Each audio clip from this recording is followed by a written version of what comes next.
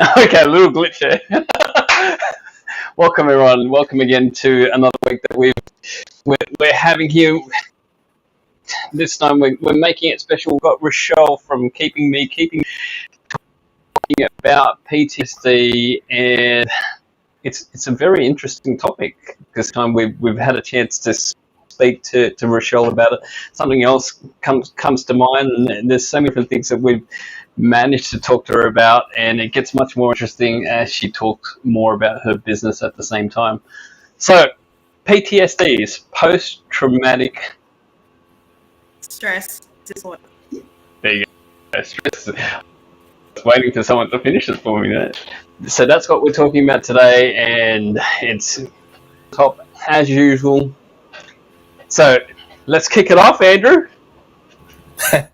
So yes, PTSD. I think since we've been speaking with Richelle, it's amazing that so much that we've learned or we're still learning about PTSD, because it just really hasn't been something that I've been around or close to people with it, or maybe there are people that close to me that have it, but I just don't know.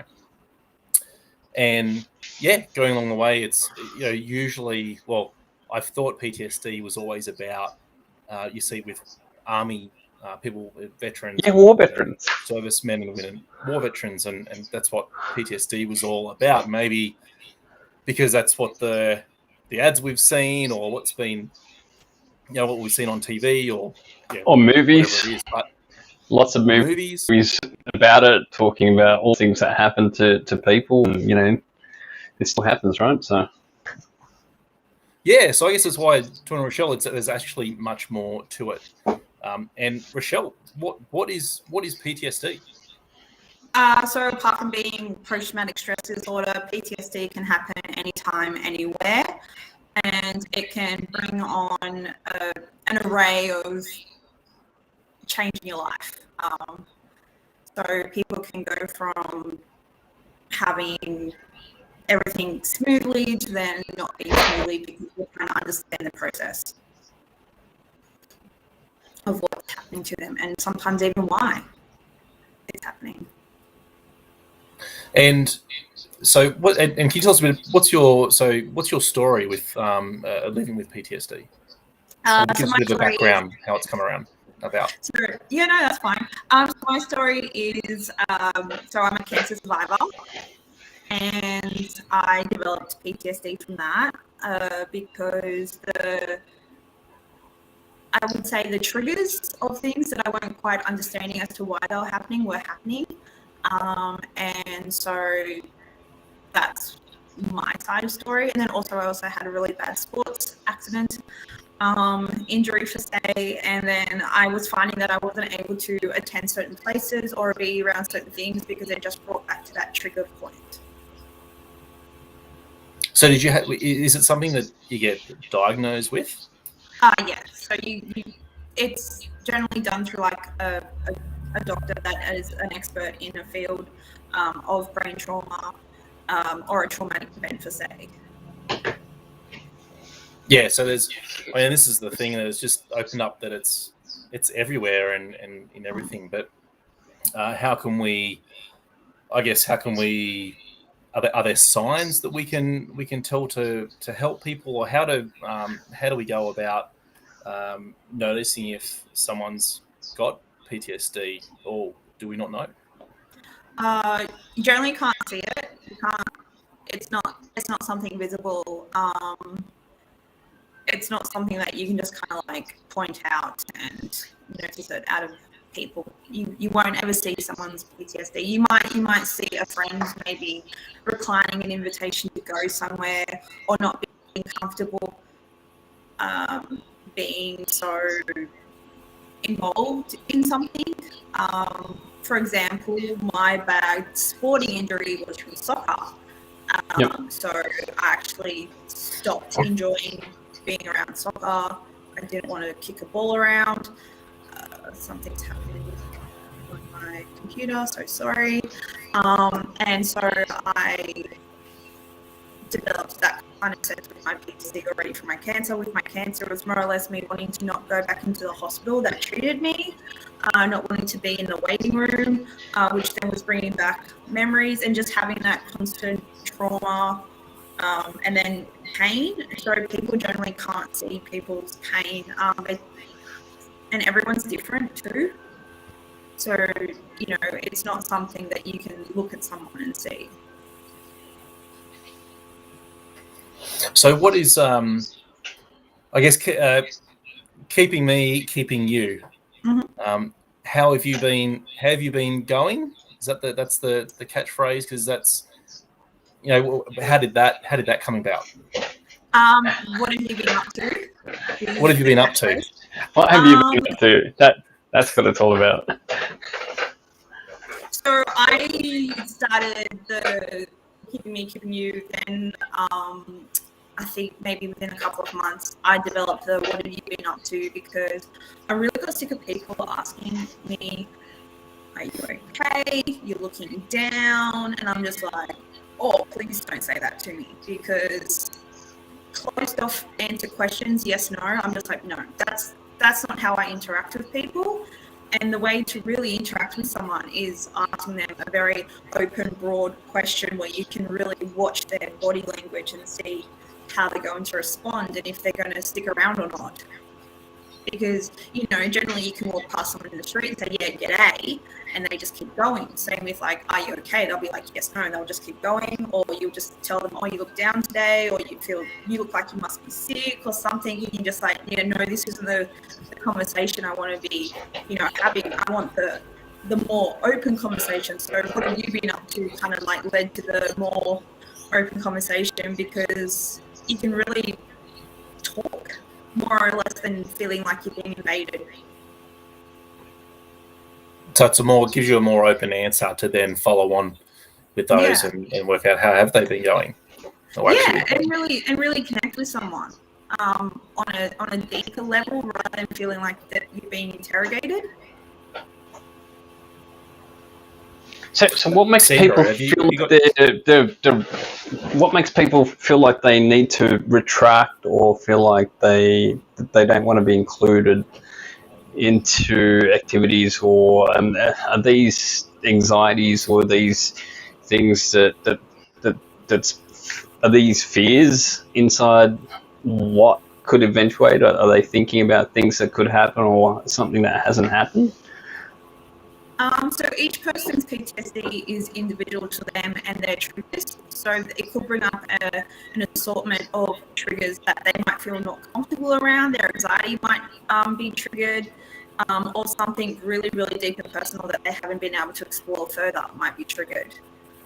For example, how I stated earlier, me not being able to go into the front doors of the hospital that used to treat me, because I was having that trauma, for say, of me receiving my treatment, that you really have to work on and really have to understand and explore what might be going on. Or, for example, someone who feels comfortable in their own space. So someone might be feeling comfortable being at a group event with people who they know and trust, but if they have to step out of some kind of a boundary that they don't feel comfortable in, or go somewhere by themselves, I always call it the closed doors. If you ever go into like a place that has closed doors, closed windows, and it's very dark, painted, I tend to want to go in those places, because it's reminding me of certain doors of where I used to have to walk into. Yep. So it could just be that simple little thing, or even walking through like a stream of people to get from point A to point B. Generally, I'll just like walk around or wait for like something to open up, or have someone go in front of me, because it's that feeling of like a closed off area. So just how do we make people feel much more secure and feel like they is this something that we need to talk about more? Do we build more awareness around it? Because at the moment, what I'm getting, if I understand correctly, it's that because they don't feel safe, they tend to think of different things, or some other things might stop them from doing what they would like to do, but are stepping out of that situation just to feel safe, because that from what I gather, that the safety part is for them to for them to feel safe. They sort of remove themselves. It's the easiest way to sort of feel safe from that situation, or what's playing in their minds. Is that correct? It really it really depends on where they are on their level of feeling somewhat like themselves, but not quite 100%. So you could go through many times trying to get a friend to go somewhere with you, but if you haven't been able to help them really feel comfortable, like take small little steps and really take them somewhere that they like to go, then generally you can't just pull a friend out of their house and take them to where you want to go, because they won't feel comfortable, they won't know the area, and the boundaries have already been broken. So it's not necessarily about pushing someone to get out, it's more or less about making them feel comfortable in where they are and at that time.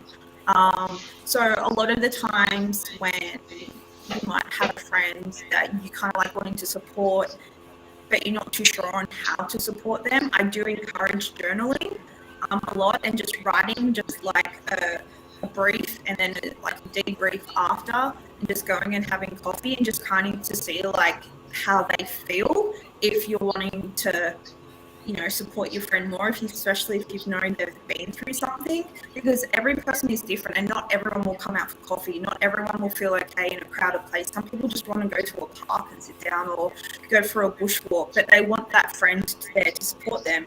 And it's not necessarily always talking about what's happened, it's more or less talking about what's happening in that moment. So if you've gone for a bushwalk, you know, you talk about where you are, your surroundings, you're not necessarily talking about the trauma that's happened to them. Yeah, this becomes really complex, because it really depends on what sort of trauma or what sort of what's happened as an experience to the person's very unique. So is there any general tips you could provide other people listening, or other people looking to see this video in the future, and what sort of tips could you give others on how to help someone through PTSD? Oh, yeah. Every PTSD is different. It's more or less, it's kind of like finding out the questions that either you're not understanding about yourself on how to help a person, or you understanding the person a little bit better. So I think the biggest thing for me is it's journaling. If you need a journal, or your friend needs a journal, go to the art shop with them and buy them a journal.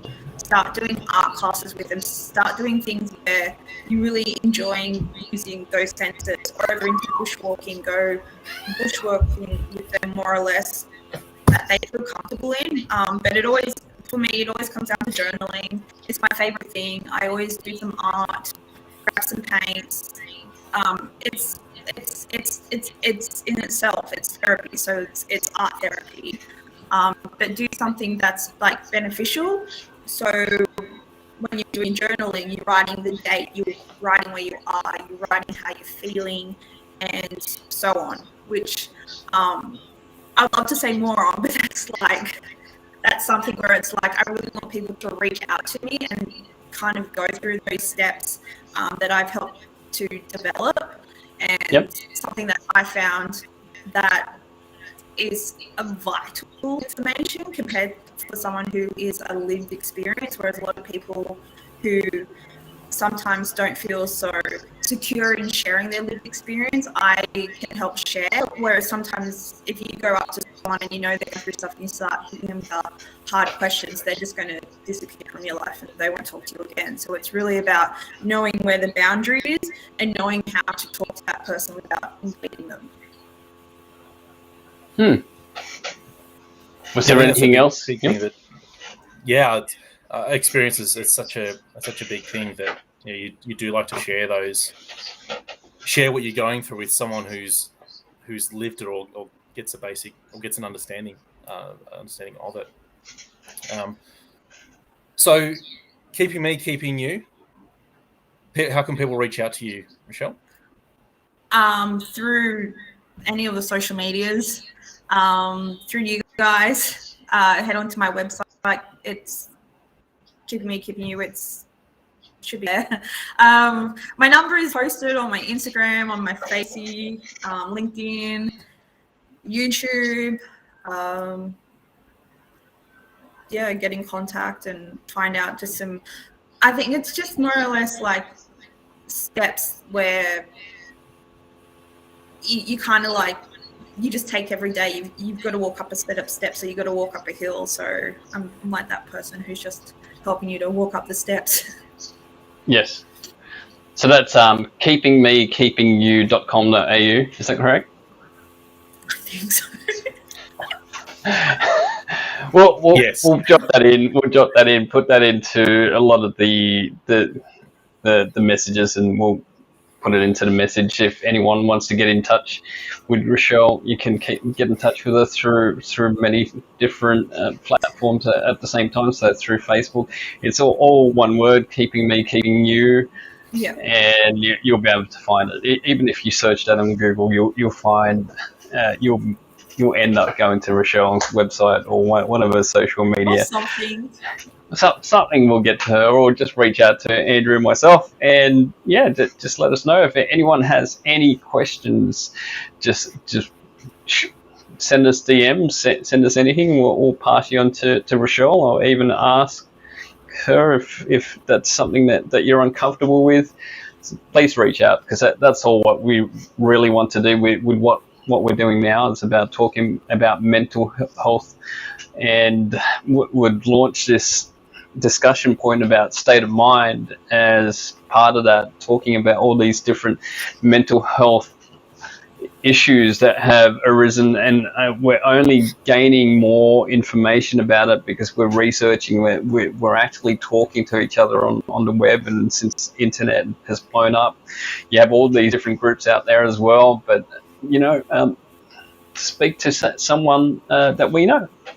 Oh, this side. Anyway, I still get confused by that. So we'll cap this off and close this off to this week, and we'll have Richelle come back if you'd like to come back, and probably have a couple more people and have a bit bigger discussion on many different parts of mental health, because it's something that we really need to spread awareness about, and it's something that Andrew and I have been really passionate about, because we always see it through many different outlets. We've seen it through TikTok with many people out there and posting a lot of things of who they are, what they are. And if they're posting a lot, they're trying to, what I'm gathering is that they're trying to send out or somehow communicate to the people around them that there is something wrong with them. Not something wrong, but say something that they're just trying to communicate something that it's possibly there or not there. So the best question to ask is, from Richelle, is what have you been up to? So just keep that in mind, keeping you. What have you been up to? And that's a great way to start a conversation. Thanks again, Richelle. Thanks, Richelle. Thank you. And we'll Thanks, cap it now. See you all until next week. Bye.